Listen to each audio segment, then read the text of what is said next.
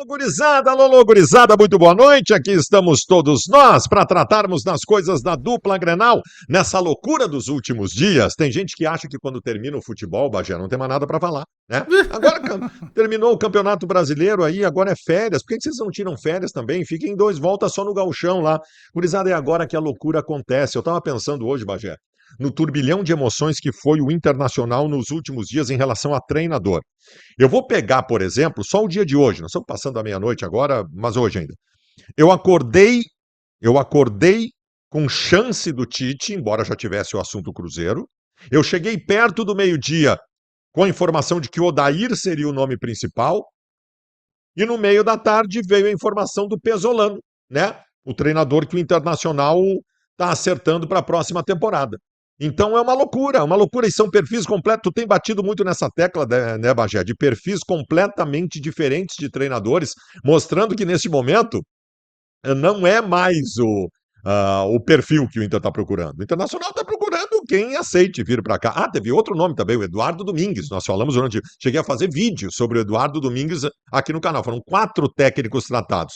Mas parece aí, né, Bagé, que nós teremos um uruguaio como técnico do Internacional na próxima temporada, um treinador que eu não conheço a fundo, mas a gente vai buscando informações, especialmente dos amigos lá de Minas Gerais, de quando ele foi técnico do Cruzeiro.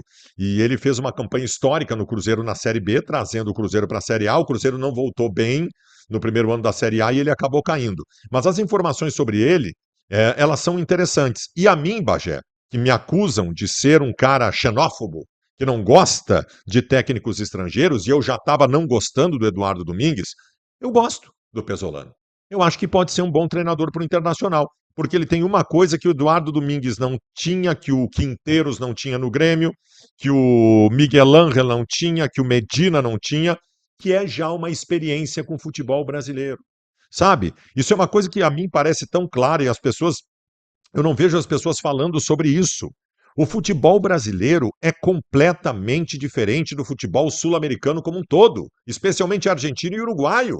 É outro esporte, é outra cultura, é outra necessidade, é outro movimento, é outra característica, é outra cobrança, é tudo diferente. E o seu Pesolano conhece o futebol brasileiro. Então, me agrada, Bagé. Tu sabe que o fato dele conhecer, ele é um cara que o Ronaldo gosta muito, né? O Ronaldo trabalhou com ele no Cruzeiro, quando o Ronaldo Verdade. foi o dono da SAF, depois levou ele pro Valladolid também lá na Espanha. E ele é o cara que conhece já o futebol brasileiro, quem sabe há pouco tempo, mas ele conhece. Porque toda vez que tem um impacto muito forte, ele é, de certa forma, compreensível que demore as coisas acontecerem. Eu acho que o Domingues seria um traço muito parecido com o do Quinteiros. O Quinteiros chegou, tinha sido campeão na Argentina, campeão por onde tinha passado, mas aí ele chegou, cara, e ele queria determinados jogadores, o clube não queria aqueles jogadores, aí daqui a pouco ele se sentiu desprestigiado, aí ele botou um ritmo de treinamento e um estilo de jogo que não era compatível com as peças que ele tinha, só que daí ele recebeu, autonomia da direção para poder fazer as mudanças no momento que ele assinou o contrato. Eu acho tudo muito tumultuado. Quando começou a se falar no Tite, e o Tite ficou muito na cara, que quando o Tite vem e coloca publicamente de que ele estava voltando ao futebol e praticamente se oferecendo ao mercado brasileiro, cara, é aquela história. Bateu na porta o Inter, daqui a pouco o Tite olhou e disse, opa, peraí, agora eu já consegui alguém que me queria, agora eu vou esperar mais um pouquinho porque vão aparecer novos interessados. E aí tem lá o Gabigol que facilitou a vida do Tite, né, porque diminuiu, tirou o Cruzeiro da competição e o resto a gente já sabe. Então, o Tite... Ele ia pelo caminho de ter menos trabalho, porque o técnico que chega para o Internacional, ele vai ter bastante trabalho, porque ele vai ser pressionado, o Campeonato Gaúcho começa cedo, o Campeonato Brasileiro já começa cedo também, eu acho que ele vai ter uma dificuldade, quem sabe a maior dificuldade de todos os anos da gestão do presidente Barcelos, porque teve um momento que ele dava um peitaço, ia lá e comprava todo mundo, depois via se pagava ou não pagava, agora ele não tem essa condição, Tem nada acho disso. até que ele vai perder jogador, porque naturalmente o mercado vai agir em cima de jogadores importantes do Inter e o Inter não tem outra alternativa se não vender. Então, acho que o técnico que chega para comandar o Inter nesse 2026, ele enfrenta um ineditismo e um ineditismo reverso, porque ele tem toda uma tendência de começar um ano para não fazer o que foi feito em 25. Então, não é uma tarefa fácil, não, viu? Não, E eu acho que a própria direção vai ter um trabalho danado para dar uma condição mínima para esse novo treinador. condição mínima. Esse é um termo maravilhoso. Porque o João Batista Filho nos disse no último debate raiz que o Inter não tem que mexer no grupo. É isso aí mesmo e vambora. Não, mas o grupo vai ser mexido. Vai ser mexido. O grupo vai ser mexido. Né? Eu até citei o Bruno Henrique e o Romero estão indo embora agora. Eles são dois jogadores em término de contrato que não deram certo no Internacional. Tá todo mundo dizendo, beleza, graças a Deus. Mas são dois buracos no grupo que se abrem. É um segundo volante e um terceiro homem de meio campo. Por pior que eles estivessem, tu vai ter que trazer jogadores. É impensável que o Inter não vá vender jogador agora. É óbvio, é certo, 100% de certeza que o Inter vai vender jogador agora. O Vitão, por exemplo, só um milagre para o Vitão continuar no Internacional. Então a reformulação de grupo ela não é uma opção, Bagé. Não é uma opção fazer uma reformulação de grupo. Vai precisar fazer uma reformulação de grupo. Tu vai precisar fazer movimentos. Eu não consigo vislumbrar com clareza o Inter pagando 2 milhões de reais para o Borré a partir de agora. Não Também sei acho que se não não. vai ter uma conversa, não vai ter alguma coisa, uma repactuação, como o Inter gosta de dizer.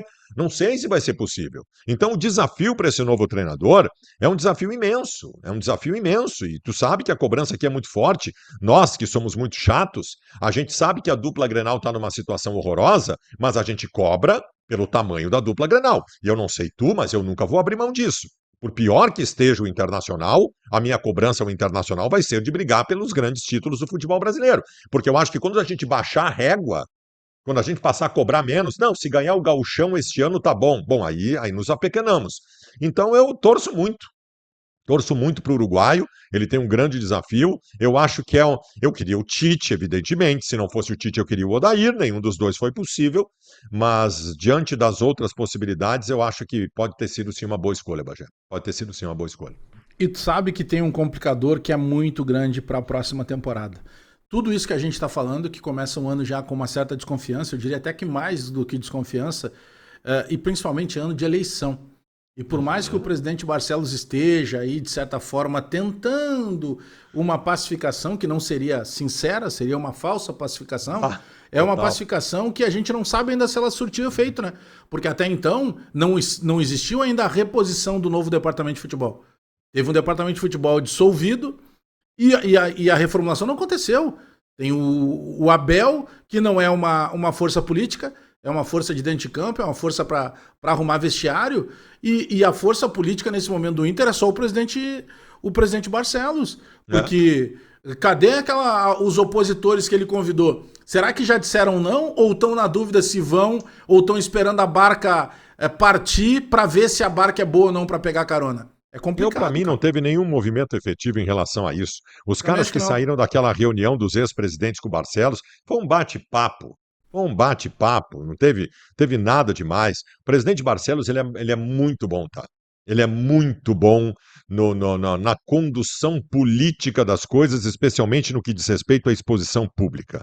Para mim, não foi por nada que o nome do Tite foi alimentado no final de semana, quando todo mundo já sabia, e o mesmo Tite já tinha informado o Abel, que ele estava numa negociação avançada com o Cruzeiro. Nós passamos um final de semana inteiro, quando se falava em renúncia, em impeachment. Parou de se falar de tudo isso para falar do Tite no final de semana. O presidente Barcelos, na sua coletiva, na semana de término de um campeonato brasileiro, que todo mundo viria de pau para cima dele, que todo mundo viria enlouquecido para cima dele, o presidente Barcelos falou de pacificação, chamar a oposição e todo mundo, né? Todo mundo meio que amoleceu. O Jairo Vinck falou uma coisa, Jairo Vinck falou uma coisa maravilhosa. A coletiva do Barcelos, sexta-feira passada, ela teve 1 hora e 45 minutos. Negócio que eu nunca tinha visto aqui no Rio Grande do Sul. E o Jairo falou, cara, lá no meio da coletiva eu estava achando ele já um grande presidente. No meio da coletiva eu estava feliz que o Barcelos era presidente do Internacional. Nisso ele é muito bom, cara. Nisso ele realmente é muito bom. Ele tirou um pouco do ímpeto, né? Que tava todo mundo com raiva, louco pra chutar ele. Desarmou. Ele desarmou, ele já vai ali. A primeira atitude dele foi de evitar o conflito com a imprensa, né? Porque ele vai lá e diz: ó, eu vou fazer aqui eu vou fazer apenas uma manifestação E, por favor, né, não precisa nenhuma pergunta, vamos deixar acalmar agora. Lá na sexta-feira a gente senta. Na sexta-feira ele sentou com outro ânimo. Né? A própria emoção dos repórteres que estavam para perguntar no pós-jogo também ela dá já uma amenizada. Então nisso ele foi inteligente, mas inteligente para aquele momento, né? Para se esquivar. Porque eu não sei na prática, ele não vai conseguir essa pacificação. Porque se eu fosse opositor do presidente hoje, eu pensaria, tá, mas qual é a garantia que eu tenho de subir nessa barca logo agora? Exatamente. Logo agora que é uma tendência de problema para o Inter, porque é o ano mais pobre da gestão do presidente Barcelos. Porque antes, quando ele assume, ele ainda tinha um esqueleto de time, que daqui a pouco ele muda, daqui a pouco ele vai lá e faz o all-in, contrata todo mundo, daqui a pouco ele vê que não deu certo, ele começa a dispensar. Só que a carta que chegou agora no Campeonato Brasileiro de 25 é a carta que chega nos grandes quando eles acabam sendo rebaixados um ano depois. Ele vai começar um campeonato sem dinheiro, sem perspectiva. Só não foi pior porque realmente ele conseguiu se livrar. Mas essa pacificação, eu acho que é história para boi dormir. Bagé, já agora falando dos dois clubes, já tem até tabela do Campeonato Brasileiro, Bagé. Exatamente. Já tem até tabela do Campeonato Brasileiro do ano que vem. Dia 28 começa o Brasileiro, dia 11 começa o Gauchão. É tudo agora, cara. É tudo agora. Então, todas as coisas nesse momento urgem. E para quem vive uma instabilidade como o Internacional, velho, é tentar de alguma forma colocar as coisas minimamente no lugar. E se tem uma coisa que não acontece no Inter hoje é ter as coisas no lugar. Não. Mas o Grêmio também tem umas coisinhas acontecendo interessante aí. Cara, hoje, na verdade ontem, né, porque agora a gente já tá na quarta-feira, na terça-feira pela manhã a gente fez uma...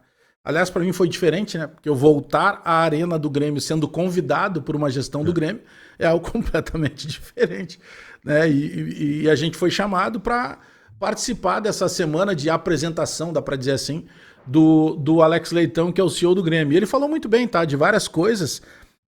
Ele traz uma... sabe aquele cara que começa a falar e tu para ouvir ele? É um cara que tem muito conteúdo, que tem uma experiência lá de fora e tal. E ao mesmo tempo que ele disse que o Grêmio é um paciente em coma, como ele disse lá na entrevista de apresentação, ele chamou a atenção dizendo o seguinte, olha, a situação do Grêmio é grave, mas é uma situação ainda administrável. Mas ele chama a atenção que ao mesmo tempo, ao invés de se vitimizar, ele usa o termo oportunidade. Por exemplo, ele falou, olha, a camisa do Grêmio tem 20% dela vendida. Tem 80% que não está vendida. Alguns diriam assim, mas só tem 20%? E ele está dizendo, não, eu estou vendo como uma oportunidade. Quem garante que eu não vou poder comercializar melhor os 80% do que se já tivessem comercializado na gestão passada? Agora ele destaca muito essa questão da dificuldade. Outra, o Grêmio tem um transfer ban, que ele prometeu, inclusive, que esse transfer ban será solucionado ainda em 2025. Lembrando que o presidente Guerra, que gerou o transfer ban, fez uma nota dizendo que em poucos dias seria resolvido.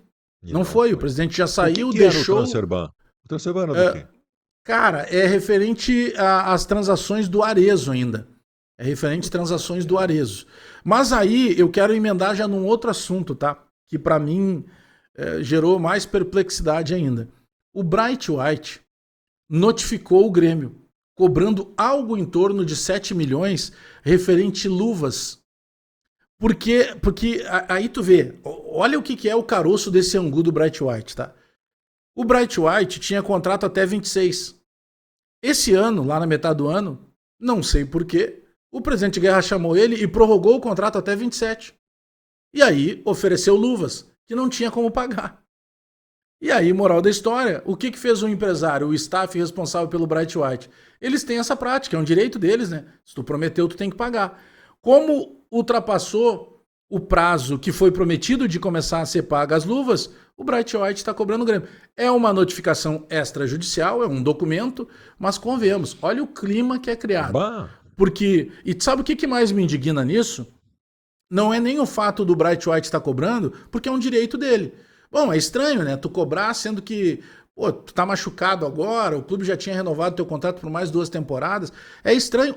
Mas é um direito dele. Sabe o que mais me indigna enquanto torcedor? Na entrevista da posse de 2 segundas-feiras atrás, quando teve a posse do presidente Odorico Roman, o presidente Alberto Guerra, que entregava o seu legado, trouxe uma lista de milhões que ele estava deixando para o Grêmio. Olha, eu tenho 40 milhões de euros em propostas para jogadores.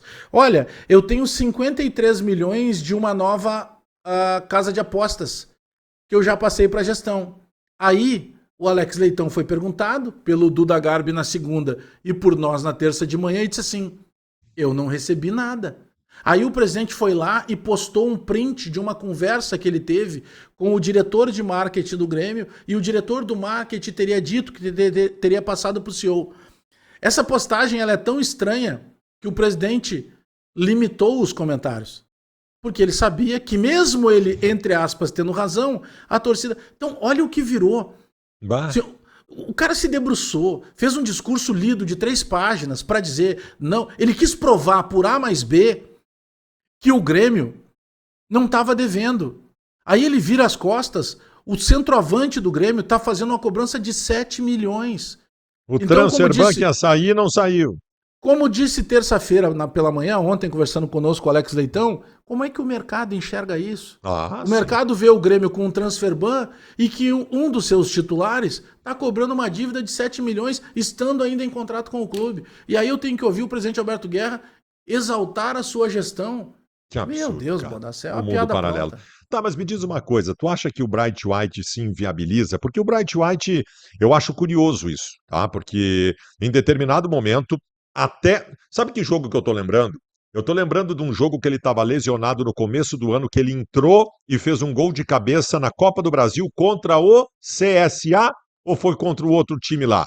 Que ele entra no segundo tempo, voltando de lesão, e ele faz um... De cara, ele faz um gol lá. Eu não lembro se é contra o CSA ou se é contra o Atlético, que é anterior. Eu tô te lembrando disso pelo seguinte, porque até ali a imagem que nós tínhamos era a seguinte: esse cara é diferente. E vinha do ano anterior. Esse cara é diferente. Esse cara em campo resolve tal. E isso foi se apagando como a chama de uma vela no decorrer da temporada. Existe uma explicação para isso? Para o Bright White, que era um grande protagonista do time do Grêmio, ter se tornado um figurante? Aí é que tá. Eu gosto do Bright White. Acho que o Bright White é superestimado. Acho que essa renovação de 2 anos, essa prorrogação de 2 anos, faltando 1 ano ainda para vencer o contrato dele, eu acho que ela foi exagerada. O Grêmio parece que tinha ali algumas sondagens em cima do Bright White, teve medo de perder o jogador. É um dos maiores salários do Grêmio. Se tu comparar o custo-benefício do Bright White com o do Carlos Vinícius, parou por aí, né? Por favor. Carlos Vinícius, em 4, 5 meses de Grêmio, fez mais gols do que o Bright White, acho, na carreira inteira. Acho até que o Bright White não é um centroavante, ele é um segundo atacante. É que, Baldasso, é completamente assim, ó. Por mais que ele tenha razão nesse processo, cara, será que precisava essa notificação? Será que não era o caso do Bright White sabendo que já não seria o presidente anterior? Sim. Eu duvido que ele ligasse pro presidente, que ele chamasse o CEO do Grêmio, que ele chamasse o Pelaipe, o Antônio Dutra Júnior. Isso não precisava expor o Grêmio, é só isso que eu discordo, tá? Eu acho que tu deu a ordem exata da coisa. A culpa não é dele, a culpa é do Grêmio. O Grêmio que deve para ele. Tu não inverteu valores nessa situação. A culpa do que está acontecendo é do Grêmio que ficou devendo para ele. Ponto, e aí tu foi para a nova linha. Precisava ser dessa forma a condução do Bright White? Porque, cara, tu desgasta a tua imagem com a torcida, o torcedor não entende dessa forma. De novo, a culpa não é dele. Talvez seja ele é um jogador que vem de fora, vem de uma outra cultura, talvez seja o modus operandi deles, né? Que eles nem olham, que o departamento jurídico dele nem olha e está devendo, vai lá e cobra. Mas de qualquer maneira isso é muito ruim. Não sei se ele não começa a se inviabilizar mesmo, Bajé. Eu acho que, de certa forma, às vezes a gente sabe que tem isso, né? Tem uma forçação de barra. Porque não tem cabimento assim, até por tudo que o Bright White demonstrou, de ser um cidadão, um cara que preocupado também com extracampo, eu não consigo ver o Bright White sendo consultado pelo departamento jurídico e dizer, não, realmente, cara, não dá mais, eu já falei com os caras, vai lá e toca a ficha. Pô, ele tem mais 2 anos de contrato com o Grêmio. Sabe? Eu não tô tirando o direito dele é uma coisa, a gente tá discutindo uma outra situação. É porque, pô, tu já tem o clube envolvido num monte de problema. Ele é considerado uma liderança, sabe? Fica estranho. Eu tô usando pra ele o mesmo sarrafo que eu usei do Ferreira. Quando o Ferreira certa vez foi lá e processou o Grêmio. Claro, o Ferreira era um processo, o Bright White ainda não é uma questão judicial. Mas é que expõe o clube, né? A partir do momento que isso vaza, expõe. Quanto é que ele ganha por mês? O Bright é 1 milhão e uns quebradinhos. 1 milhão e uns quebradinhos. Aí, e o Carlos Vinícius é o quê? Além, 600? Né? É um pouco mais de 600, mas é menos de 1 milhão. É menos de 1 milhão. O custo-benefício do Carlos Vinícius é surreal. Até Agora ele eu vai vou te dizer uma coisa, ele vai Bagé. estar no Bola da Vez da ESPN. Ah, Até é? o Plihal sempre nos assiste, o André Plihal que apresenta lá. Aí me chamou e eu mandei uma pergunta lá pro. Eu mandei quase uma babação de ovo, né? Pô, que isso, né, cara? Pô, fez gol em Grenal. A gente não ganhava 2 anos Grenal e tal.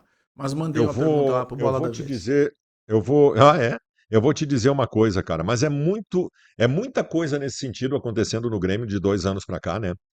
Foi a questão do Arezzo, foi a questão do Kiki, o Bright White agora. Parece que não há nenhum tipo de melindre dos jogadores que estão no Grêmio, daqui a pouco criar um tipo de instabilidade com o clube, estando no clube, porque isso não é natural.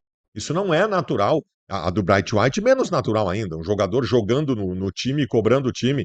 Eu acho que as coisas realmente se perderam nos últimos anos do Grêmio, nos últimos 2 anos do Grêmio, em questão a comando, condução, organização, e aí essas coisas começam a brotar para todos os lados, né? Cara, e na boa, assim, ó, não é bom de lado nenhum.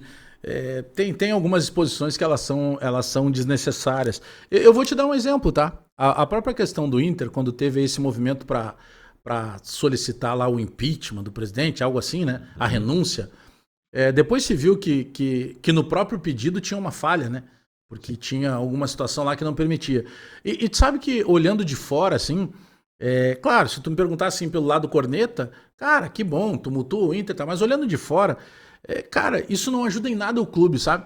Eu acho que tu promover uma oposição forte e coerente, isso é muito importante para todo o processo democrático que a gente vive. O clube de futebol não está distante disso, né? Os clubes são dos seus torcedores. Mas tu criar um processo que só gera uma insegurança jurídica, Vazio. porque eu fico pensando assim, tá? O mesmo sarrafo que eu usei pro Grêmio. Cara, como é que daqui a pouco um jogador vai querer jogar no Grêmio se tem um jogador do Grêmio que tá cobrando o Grêmio e que tem e que o Grêmio tá pendurado lá no Transferban? Vale a mesma coisa pro Inter, tá? Tu tá procurando marcas, tu tá procurando um dinheiro novo, investidores. Como é que o cara investe se o cara chega e diz assim, tá, mas só um pouquinho, meu, o Conselho Deliberativo tá tentando derrubar o presidente. O que esse presidente tá fazendo? Peraí, não, só um pouquinho, cancela lá, meu. Não vamos envolver nossa marca nisso aí. Então gera uma insegurança desnecessária para um momento que já é tumultuado. Eu acho que todo movimento consistente que houvesse para a retirada do Barcelos, ele seria bem-vindo e legítimo. Acontece que este processo deste conselheiro que colheu assinaturas foi um processo. E a gente não tinha tantas informações assim, porque havia realmente um ponto do estatuto que falava da possibilidade da chegada de tantas assinaturas, que poderia ser levado para a Assembleia, papapá, e o sócio vota de novo e tira o presidente. Só que quando a gente foi buscar mais informações, a gente descobriu que esse era um processo vazio. Pois é. Vazio, vazio, sem nenhum embasamento absolutamente necessário, embasamento jurídico para a retirada do Barcelos. Estava se chegando na mesa do Conselho do Internacional 3.000 assinaturas pedindo a saída do Barcelos, tá, mas por quê? Porque ele é ruim. Não, né? Não. Tu tinha que apresentar uma irregularidade. Olha, eu estou usando o termo correto. Para a retirada do Barcelos não bastava, o movimento do sócio para a retirada do Barcelos não necessitava apenas de assinaturas, precisava de um embasamento jurídico comprovando irregularidade, não é incompetência, irregularidade. E nunca, eu acho que nem sabiam disso. Eu acho que quem promoveu isso nem sabia disso. Então, realmente, a exposição da imagem do clube pode atrapalhar, processo da vinda de novos profissionais, os caras estão tentando, o presidente deles está tentando me contratar, daqui a pouco os caras vão derrubar ele. É as coisas como elas acontecem, é o mundo político. Agora, te prepara, Bagé, para esse ano eleitoral do Inter. Ano de eleição, cara. Se tu acha que é aquela coisa, não, o Barcelos já Não. sabe que vai sair, a oposição já sabe que vai pegar, então vai ser um ano de passagem. Mas esquece isso. Esquece isso, te prepara que vai começar. O Twitter já começou lá com a campanha, tá? Já começou a destruição de reputações, né? Calúnias. O Twitter já começou. Então tu te prepara porque vai acontecer. Porque o ano de eleição, a gente usa o termo fogo amigo, né? E o fogo amigo é o cara que ele torce para o time. Mas ele, cara, não é que ele vá torcer para dar errado. Só que se der errado é melhor para ele. Então, na dúvida, ele vai estar sempre potencializando a corneta ou potencializando a desgraça. Isso vale para qualquer clube, tá? Não é só no Inter. A gente tá falando do caso específico no Inter, porque já vem de uma pancada, né? Moralmente, se a gente pode usar esse termo, o Inter foi rebaixado. O Inter escapou por alguns minutos. Por outros minutos o Inter teve na segunda divisão. Aí tu escapa, opa, passou, aliviou e tal. Aí já vem um ano de eleição. Então tu pega um ano de eleição em que o presidente Barcelos vai ter que fazer, não sei como, mas ele vai ter que procurar tirar da cartola uma melhor gestão possível, porque ele não tem dinheiro, ele não tem crédito, ele tá com várias portas fechadas do mercado, ele vai ter que se desfazer de jogadores e nisso tudo ele tá sozinho. Porque nesse momento, todo mundo que encostar nele é a história do afiliado feio, né? Padrinho não posta foto de afiliado feio, só de afiliado bonito. Olha aqui o príncipe, olha a princesa do Dindo e tal. Quando é feio, parece que o cara nem batizou ninguém. Então, nesse momento, ninguém vai querer colar com o presidente Barcelos. E a chance do corpo da oposição crescer é pressionando cada vez mais. E outra coisa, nós estamos começando o ano. Quem são os dirigentes do Internacional hoje? Os dirigentes do Internacional hoje. É o presidente e o Abel. É o presidente e o Abel. É o presidente e o Abel. E o Abel é um diretor técnico, ele não é exatamente um dirigente ligado estritamente a questões negociais. Ele é um cara também de contato com o jogador, então não é exatamente isso. Então o Internacional vai virar. Olha, eu vou te dizer uma coisa, eu acho bem possível que o Inter vire o ano sem composição do departamento de futebol. Vai ter o treinador. Vai ter o treinador, vai virar um ano sem diretor executivo, sem vice de futebol. Já tem uma informação de bastidor que o Barcelos não vai trazer agora. Não vai trazer, ele vai acumular a condição de vice-presidente de futebol. Então, isso é ruim, cara. Diretor executivo, diretor executivo hoje no futebol é o cara que tu contrata, que ele tem estofo para abrir portas dentro do futebol para tentar contratar jogadores. Isso. E o Inter não tem essa figura, pelo amor de Deus, cara. E eu acho, tá, que um grande nome, até foi aventado, mas acho que ele e o Abel não vão trabalhar juntos, seria o Marcos Braz. Tá? Porque o Marcos Braz, ele é um cara para o momento do Inter que pode funcionar muito bem. Porque ele é o cara da imposição, ele vai lá e fala mesmo, briga com a imprensa, sabe? Ele vira meio que um escudo, meio um segurança do clube. É um cara que tem aí uma passagem altamente vitoriosa pelo Flamengo. Ele consegue ser o responsável pela subida do Remo, que não se especulava o Remo voltar para a Série A, e ele consegue fazer isso, recuperando jogador, recuperando treinador. Ele seria um bom nome, tá? Porque ele é um cara de mercado, ele esses caras, guardadas as proporções, esses caras tipo Pelaipe, que conhece mercado e que consegue trabalhar com e sem dinheiro. Agora, é meio fio desencapado também, né? Total. Com o Abel ele não trabalha, né? Porque eles tiveram conflitos lá na época do Flamengo, né? Não tem como. Até porque hoje eu acredito que essas figuras que não sejam políticas, elas vão passar pelo crivo do Abel, né? O Abel não ia ficar aqui só porque ele resolveu voltar a morar em Porto Alegre. O Abel deve ter exigido uma autonomia. Óbvio. Tipo, o treinador vai ter que passar por mim, o homem do futebol vai ter que passar por mim. Não é simplesmente vontade. E eu ainda acho, tá? Mas é só achismo que o que vai ficar mais fácil para um homem do futebol é o Abel buscar algum ex-boleiro aí. Algum ali de 2005, 2006 que tenha trabalhado com ele. Eu não duvido, não duvido. O Grêmio tem algum movimento de busca de mercado já de jogadores ou não? Cara, o Everton, goleiro do Palmeiras, fica cada vez mais inviável, porque o Palmeiras resolveu fazer dinheiro. O Palmeiras não quer simplesmente liberar os jogadores. A pedida também lá pelo Rafael Veiga é bem alta para os padrões do Grêmio. Hoje surgiu uma informação do Grêmio no interesse de um jogador jovem do Flamengo, mas depois foi prontamente negado, até porque não teria sentido o Flamengo vender um jogador oriundo da base com um potencial enorme por 5 milhões de euros. Não. O Flamengo vende esses jogadores por 20, por 30 milhões de euros para o mercado de fora. Então, é porque o movimento do Grêmio agora é pagar e derrubar o transfer banner para poder trazer jogador e, inclusive, poder anunciar. Acho que também está pesando o fato de não ter ainda desembarcado o Luiz Castro. Né? O Luiz Castro deve desembarcar na madrugada de sábado para domingo. Se tem uma dúvida se ele vai ser apresentado no domingo ou na segunda, parece que no domingo ele quer fazer um conhecimento da base em Eldorado, das instalações da Arena, das instalações do CT. Ele vai chegar aqui na véspera do Natal e aí? Depois ele volta? Não, aí ele volta. Depois ele volta. Ele chega, quer ser apresentado, quer conhecer tudo como funciona no Grêmio, e aí depois ele retorna para as festas de final de ano com a família, para depois se reapresentar definitivo no início de janeiro. Mas eu acho que passa muito por a chegada dele para que o Grêmio daqui a pouco possa, de repente, anunciar, ou pelo menos chegar mais próximo de uma contratação, né? Porque o Grêmio também tem um processo de encher uma barca e mandar embora, né? Rapidinho nós vamos falar de 7, 8, quem sabe 9 jogadores que não vão ficar no Grêmio. E que agora com a chegada do Pelaipe e também com a parceria do Antônio Dutra Júnior, eles vão montar essa barca para ter que desovar jogador por aí. E não tem, né? Tem jogador que não tem cabimento ficar no Grêmio. Tu pega rapidinho, só na zaga tu tem 2. Tem Gemerson e Rodrigo Eli. Eu falei no Rodrigo Eli, tocou o gong e acabou o programa. Tchau, tchau, tchau, tchau, tchau.